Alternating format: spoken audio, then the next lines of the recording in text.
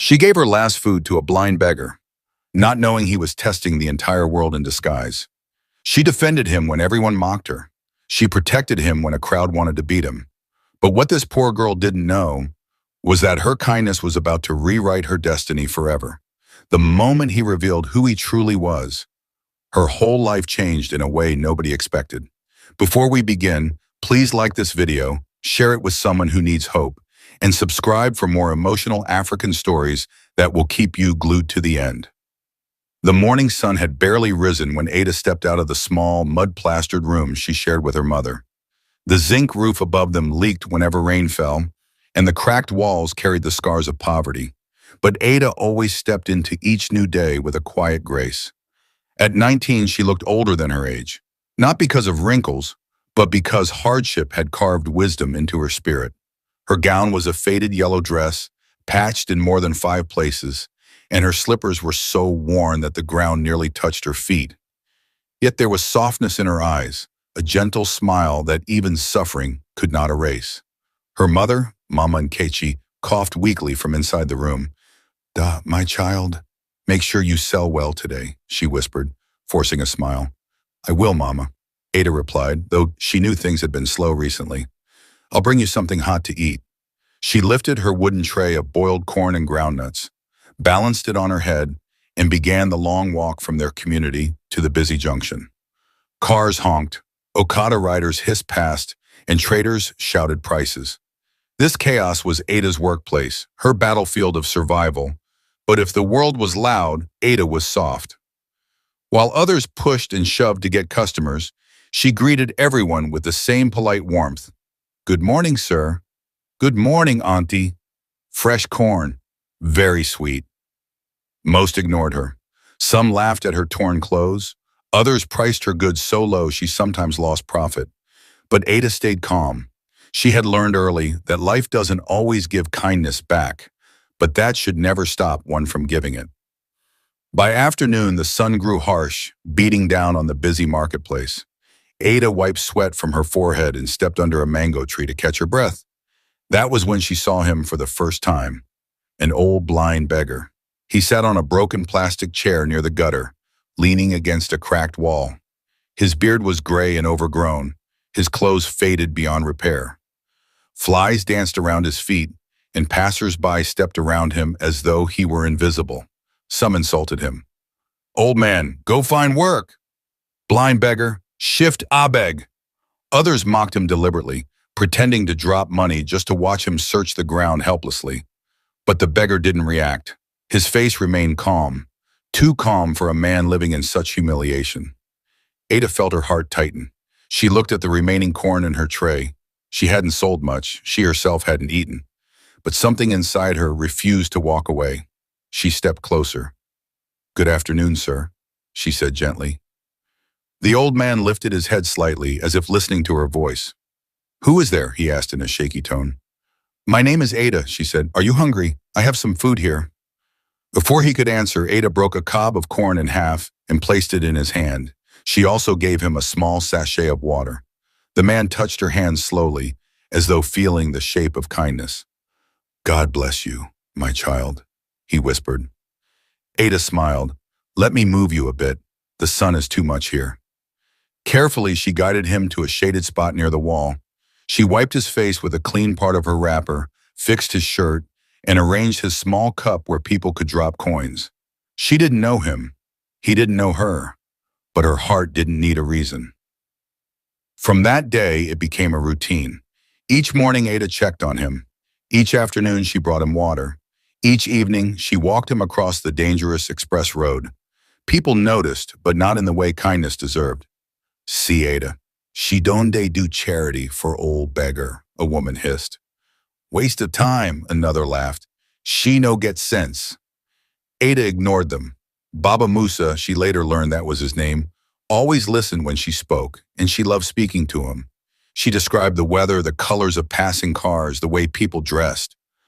"You talk like someone who sees beauty even in dust," he told her one day. She laughed softly. "Beauty day everywhere, sir.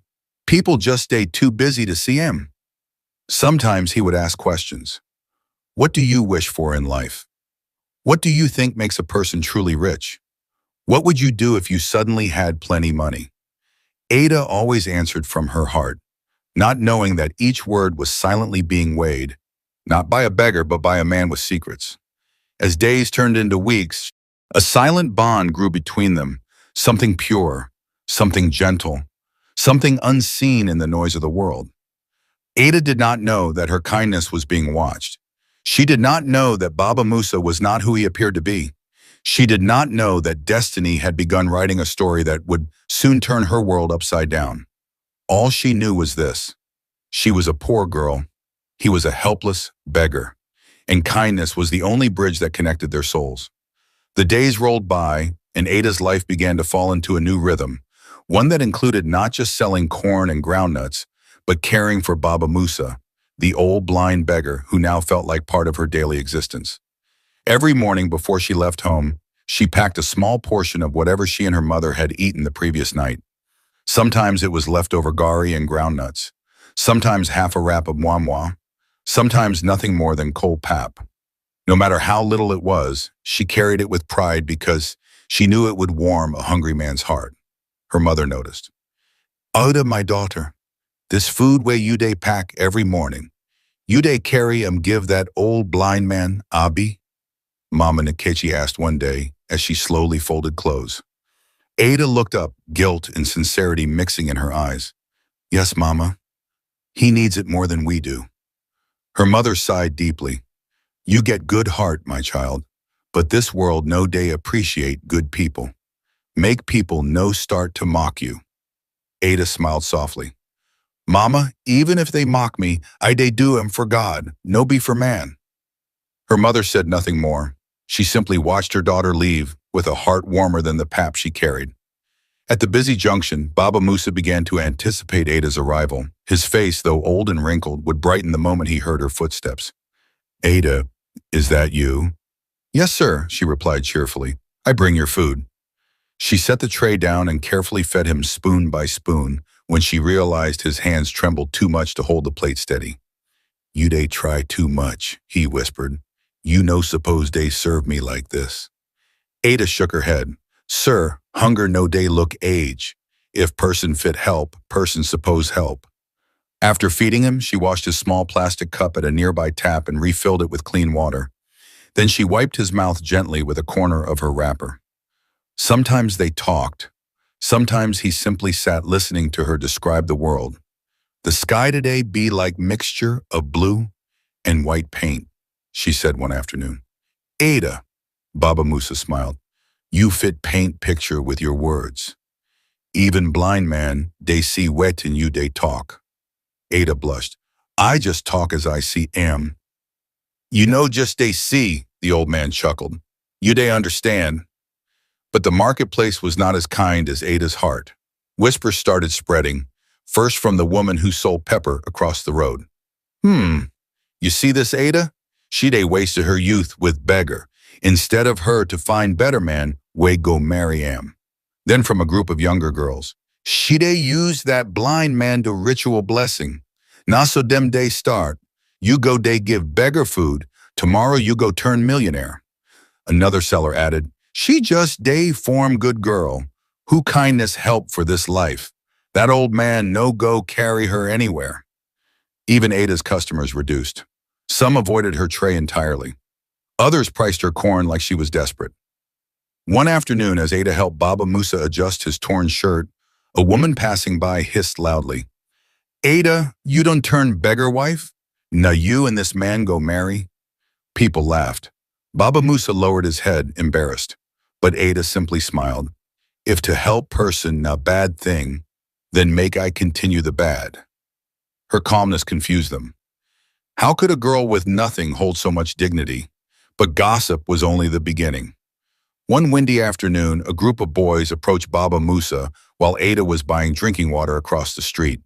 They laughed wickedly, shoved him aside, and snatched the small nylon bag where he kept his daily alms. The old man trembled. "My money, please, my money." The boys mocked him and ran. Ada heard his shaky voice from across the road. She dropped the water and sprinted after them. "Stop! Bring the money!" she shouted. The boys were faster, but Ada didn't give up. She chased them through the dusty street, past food stalls, through a narrow alley. One boy tripped, and the bag fell from his hand. Ada grabbed it, panting, tears in her eyes. "Why Una dey do like this? He blind. He no fit fight Una," she cried. The boys scattered. Holding the torn nylon bag close to her chest, she limped back to the junction. Her legs scraped from falling earlier, her breathing heavy. Baba Musa heard her coming and raised his head. "Ada, you're hurt." "It's small," she said, handing him the bag. "At least I bring some of the money back." The old man felt around the bag, then placed his trembling hand gently on Ada's arm. "You risk your life. For me?" Ada smiled weakly.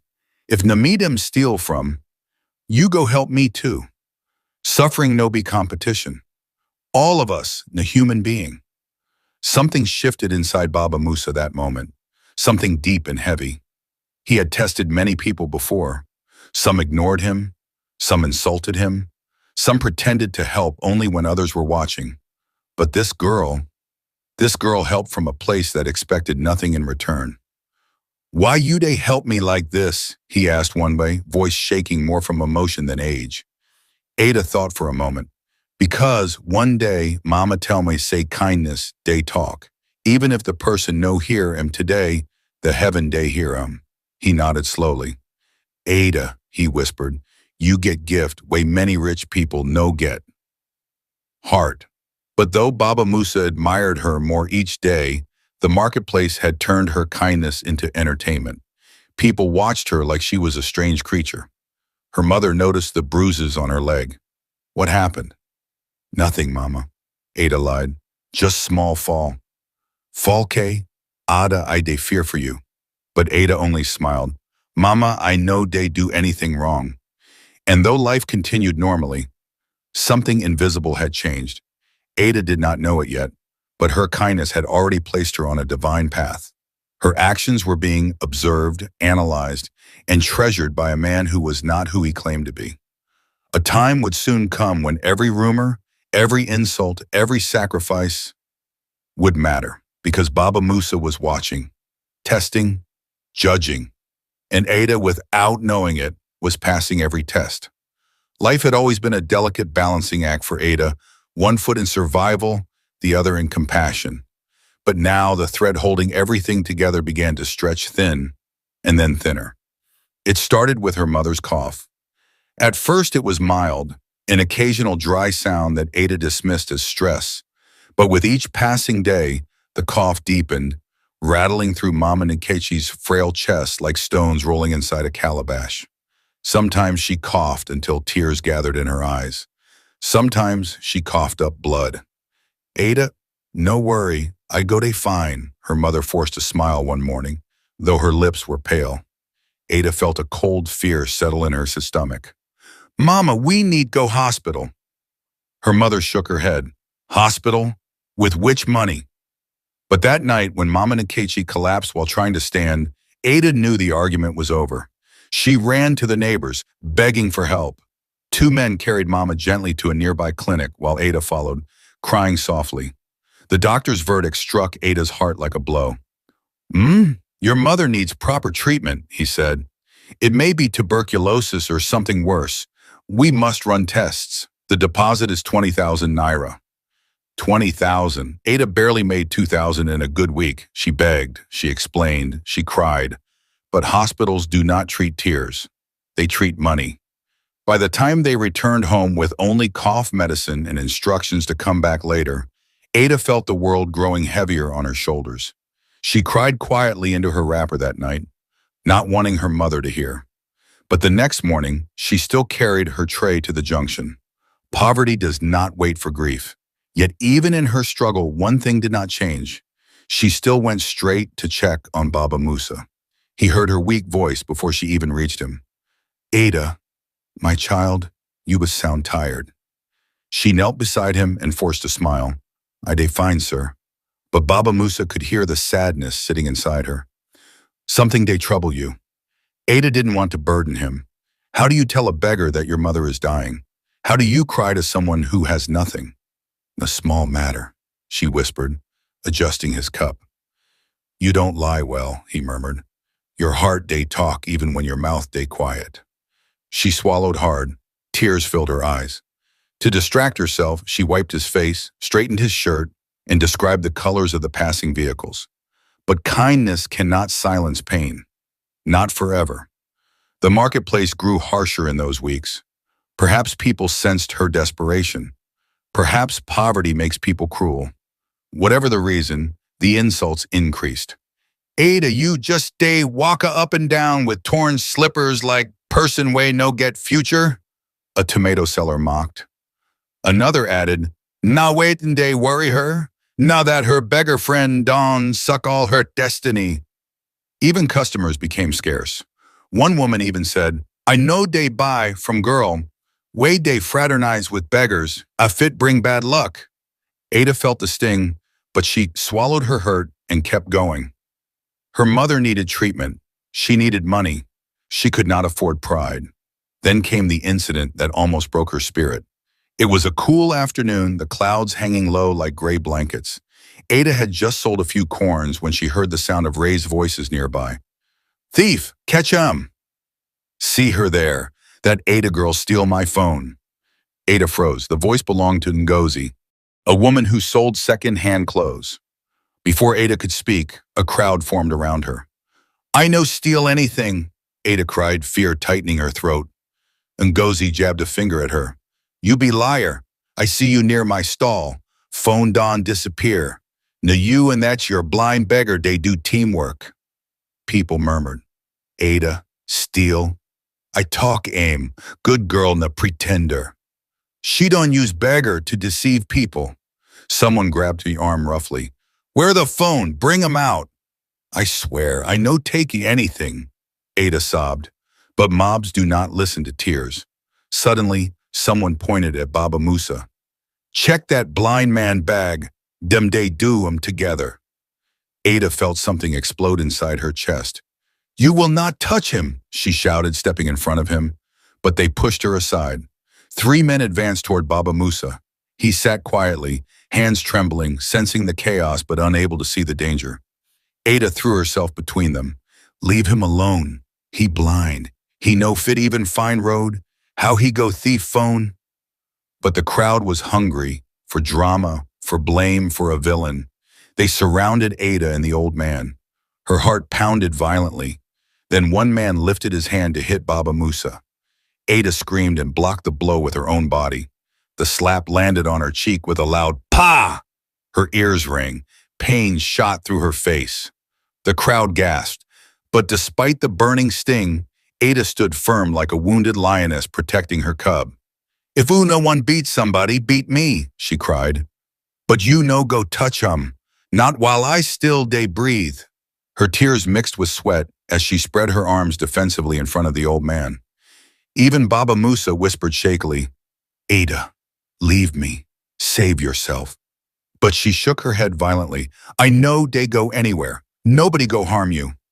Her voice cracked, but her courage did not. For the first time, the crowd hesitated. Her desperation, her bravery, her loyalty, it shocked them.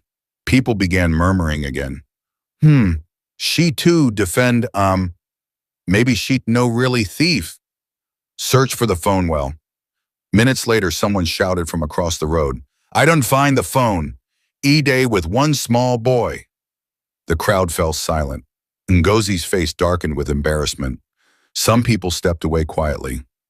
Others muttered apologies too soft to be heard, but most of them just dispersed, quick to accuse, slow to repent.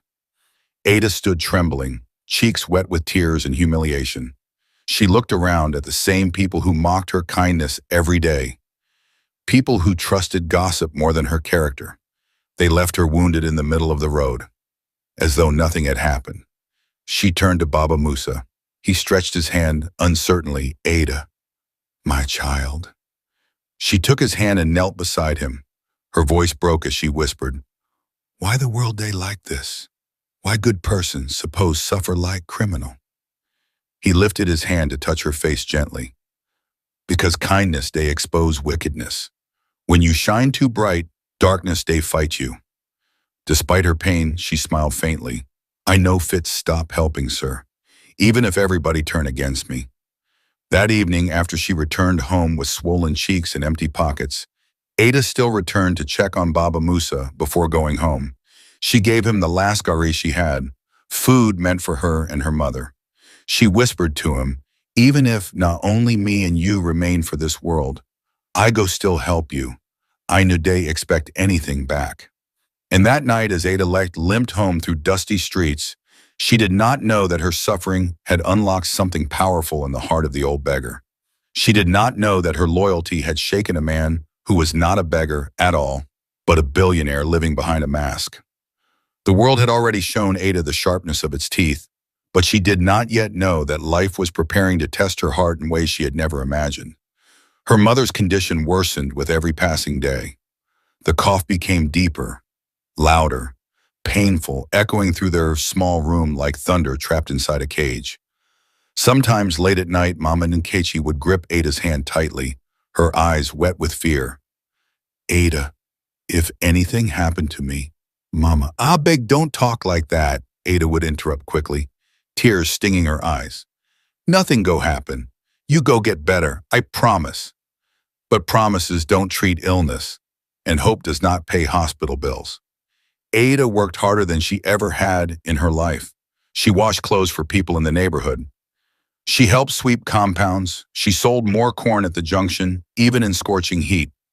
Sometimes she stayed out until late night, begging passersby to buy something, anything. But even with all that effort, the money she made was barely enough for food, let alone hospital deposits. And with each passing day, guilt grew heavier in her chest. She often whispered to herself, if Mama die, nah me kill because I no fit raise money. One morning as Ada struggled to set up her corn tray at the junction, the landlord of their compound, a pot-bellied man named Mr. Okoro, called her aside. His eyes roamed over her body in a way that made her skin crawl. Ada, he began in a deep, oily voice. I hear say your mama day sick, serious sickness. Ada nodded cautiously. Yes, sir. He smiled, an unsettling smile that revealed something rotten beneath his smooth words. I fit help you pay hospital bill. All of it. Ada's heart leapt. Sir, you fit do that? Yes, he replied, stepping closer. But you know say nothing go come free.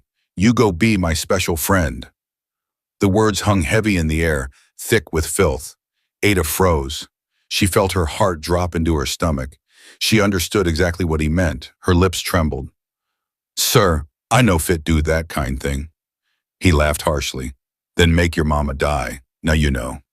And with that, he walked away, leaving Ada standing weak, humiliated, and suffocated by pain. She sank to the ground beside her corn tray and cried quietly. She cried for her mother, for poverty, for the cruelty of a world that demanded her dignity as payment for survival. When she finally wiped her tears and forced herself to stand, her feet carried her instinctively toward the one place where she always found comfort, the spot where Baba Musa sat. As she approached, the old man raised his head. Ada, your footsteps weak today. She knelt beside him, unable to hide the tremor in her voice. Sir, life day hard, a day too hard. He reached out uncertainly, and she guided his hand until it rested gently on her shoulder. Talk to me, he whispered. For the first time since she met him, Ada's heart broke open completely. She told him everything, about her mother collapsing, about the hospital insisting on money, about her endless hustling, about the landlord's disgusting offer, about her shame, about her fear, about her anger at life and fate. She poured out her soul like someone drowning. When she finished, she wiped her eyes and laughed weakly. You see, sir, sometimes I day wonder, kindness fit help person? I day help people, but now we day suffer. Baba Musa was silent for a long time. Then he asked softly, Ada, if God give you chance to change this your life, what you go sacrifice? Your dignity or your heart? My heart, Ada whispered. I no fit sell myself. If Mama day alive, she no go ever forgive me. The old man nodded slowly as though confirming something inside himself. He thought deeply, then said something Ada did not expect. Ada, I no need food today. Go home. Go take care of your mama. Leave me here. She stared at him, shocked. Sir, but you never chop. I go fine, he said, though his voice trembled. You don't give me enough. Today, keep your strength for your mother. Ada shook her head. I no fit. You must, he insisted. But Ada refused. She took the only food she had brought, half a bowl of guerrilla and groundnuts, food that was supposed to be her own breakfast, and possibly her only meal for the day. She placed it gently in his hands. You go chop first, she said. If I fit help person, I go help, even if now the last food way remain. Her voice broke. I know they help you because I get extra. I dey help because you be human being. Something inside Baba Musa stirred deeply, something powerful, emotional, overwhelming. He had tested many people in disguise before.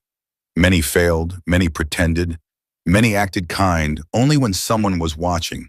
But this girl gave him food she needed to survive. This girl protected him with her own body. This girl refused money bought with shame. This girl carried a purity the world had forgotten. When he finally spoke, his voice shook. Ada, you dey remind me what in humanity suppose be. She smiled sadly. Humanity no dey feed person, but he dey give person peace. Little did she know that those words pierced the soul of the old man sitting before her, because behind the ragged clothes, behind the blind eyes, behind the shaky voice was a man far different from what she believed. A man watching her, studying her, testing her, and on that day, Ada unknowingly passed the final test. As she stood to leave, Baba Musa whispered in a voice only fate could have placed in her path, Ada, no give up. Your tears they count. Your kindness they speak. Good go find you, when you least expect. She nodded, though she didn't understand the depth of his words. She simply believed, because believing was all she had left. That evening, Ada walked home under the dim setting sun, hungry, exhausted, and filled with worry, but still carrying a heart that refused to die. And Baba Musa, the old man she thought was helpless, sat quietly, fists clenched, overwhelmed by everything he had witnessed. The decision had been made. The time to reveal the truth was drawing near. The poor girl who fed him with her last food would soon be fed with blessings she never dreamed of. The morning air felt different. The sun had not yet risen fully, but a strange silence wrapped the junction like a blanket. Even the market women, who normally argued at dawn, were subdued. Something in the atmosphere felt unfinished. Ada sensed it the moment she stepped out of her house. She balanced her corn tray on her head and hurried through the dusty streets, eager to reach the one person her heart refused to ignore. Baba Musa. Her feet moved faster than usual, her heart beat louder. Every breath came out shaky, as though some invisible force was pulling her toward him. But when she reached the usual spot, the cracked wall beside the gutter, the broken plastic chair, the little cup he used for alms, it was empty. No chair, no cup, no old man, just dust, silence, and a breeze that carried nothing but worry. Ada froze. Her entire chest tightened painfully. She scanned the area frantically, her eyes darting around like a trapped bird. Where he dey? She whispered. She walked around the junction. She checked the mango tree shade. She checked the sidewalk. She asked passers-by. A motorcyclist shrugged. Dem carry him. Carry who? Ada asked, panic rising. That blind beggar. One fine car come. Dem pack him inside. Dem drive comet. Ada's heart stopped. A car took him? Why? Who? To where? Her legs weakened. Her throat closed. You sure? She whispered. Sure wettin'? The motorcyclist laughed. I see him with my eye. Car come sharp, sharp. Dem open door. Two men wear suit help him inside. Boom. Dem drive go. Aida staggered backward. Men? In suits? A fine car? What kind of rich person carries a blind beggar? Unless... Her thoughts stopped. She felt dizzy. The world spun. Something was wrong. Something was terribly wrong. She dropped her tray and ran without direction, without breath, without sense, tears filling her eyes. Baba Musa, she screamed in her mind. Where you day? What didn't happen? Fear clawed her bones. Had someone kidnapped him? Did he collapse? Was he dying somewhere? Did someone harm him? Each thought stabbed her like a knife. By the time she reached home again, her mother saw her trembling. Ada, what is it? Mama, Baba Musa no day. Person carry him. I no where dem take him. Her mother held her shoulders gently. My child, calm down. Maybe a good thing. But Ada shook her head fiercely. Mama, I no trust this world. People wicked. What if dem harm him? He no get anybody. He no get family. If something happened to him, her voice cracked. She didn't finish the sentence. Her heart already knew the truth she feared the most. She loved that old man. Not romantically, no, but with a depth that only compassion can grow. He had become the father she never had, the friend she needed, the only person who listened when her world fell apart. She spent the entire day searching, asking questions, walking from street to street, but no one had answers. By evening, her body was weak, her eyes puffy, her voice hoarse. She returned home exhausted and emotionally drained. The next day brought no relief. At dawn, Ada went to the junction again. The empty spot mocked her. People shook their heads. Leave they told her. Him probably done die. Ada glared at them. Don't talk that rubbish again. He no die. But deep inside, fear tightened its grip. Her mother's condition had worsened overnight. The cough was now louder, the breathing heavier. Ada begged neighbors again for money, but they turned away. It felt like poverty had swallowed her entire world. Just when Ada believed her spirit had reached its breaking point, something happened that changed everything. Everything. It was late afternoon when people in their neighborhood suddenly began shouting and running toward the main road. Convoy to come! See big cars! Now which politician be that? Ada ignored them at first, thinking it was none of her business, until she heard a name. Them say the convoy they come this area because of one sick woman for the clinic. Them say the person na Chief Musa Balogan. Ada's heart nearly stopped. Chief Musa Balogan. The name was famous across the country. A billionaire, a philanthropist, a man on TV, a man who built hospitals, schools, orphanage homes, a man far too powerful to care about people like Ada. Why would he come here? Unless... No, her breath caught in her throat. Her feet moved on their own. She ran toward the clinic where her mother had been admitted that morning after fainting again. By the time she reached the clinic gate, the compound was already full. People gathered everywhere. Nurses, patients, curious neighbors, children climbing windows to see the arriving cars. Then the convoy drove in.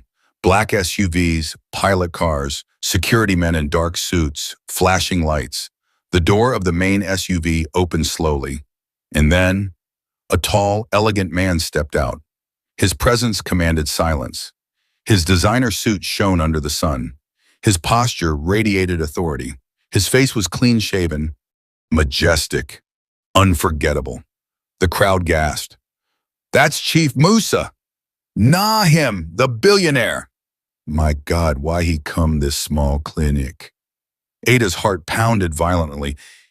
She knew that voice, not the public one, not the billionaire one, the gentle one, the soft one, the one that always said, Ada, my child.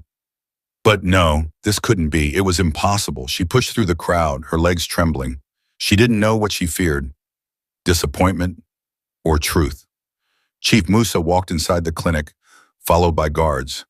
Ada followed behind him like someone walking inside a dream. A nightmare. A miracle.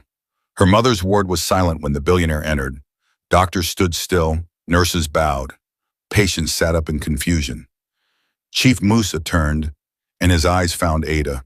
He smiled softly, the same smile she had seen 1,000 times, but only on a blind beggar. Her breath caught, her heart stopped, her knees weakened. No, no, no. He removed his dark sunglasses. Ada, he said gently, I've been looking for you. Her hands flew to her mouth. The room swirled. The truth slammed into her with the force of a hammer. Baba Musa, the blind beggar, the man she fed, the man she defended, the man she cried for, was Chief Musa Balogun, one of the richest men in Nigeria.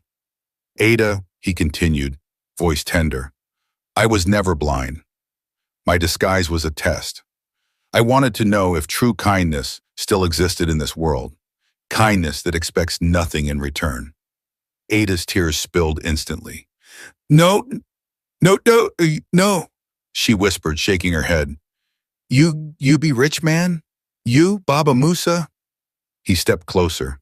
I am the same man you gave food to when you were hungry, the same man you protected from a mob, the same man you refused to abandon even when your world was collapsing.